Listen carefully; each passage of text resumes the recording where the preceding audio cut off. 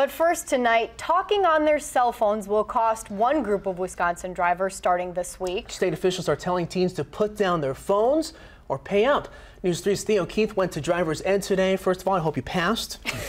How are instructors teaching these teens about this law? Just like a few years ago, yes, fortunately, I did pass. Well, they're making a point of the costs of getting caught. Instructors say it's an awful big challenge to get through because cell phones are practically part of these teens' DNA.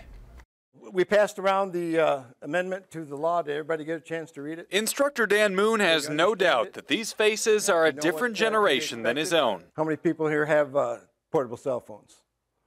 Right? Just about everybody, right? Sunday's lesson at the Four Lakes Driving School in Madison had students asking about the cell phone ban. Any other questions? No teen with a learner's permit or a probationary license, essentially anyone 17 or under, can talk or text while driving. The exception is to report an emergency. These kids are the first ones that are going to be faced with this, and if they can set a precedent, it will follow. To many adults, using cell phones on the road is key to our jobs or just habit. But 15-year-olds like Drake Singleton don't have that habit yet, even though they've had cell phones since they can remember. It was like a long time ago. I think 4th grade I got my first phone. The Madison Memorial sophomore plays football and runs track. He's got plenty of friends, but says he'll wait to text them back to avoid the fines. I'm not going to say I'm the perfect person, that I'm not ever going to do it. I mean, it might be sometimes where I do it, but I'm not going to be like doing it all the time. I'm not going to want to do it all the time because I know it's such a big deal.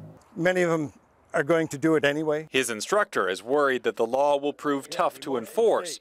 Without that, his classroom lesson won't carry over to the roads. It will create some good habits, but unless it gets enforced and they see their parents doing it or see other adults doing it, it's not going to have much effect at all.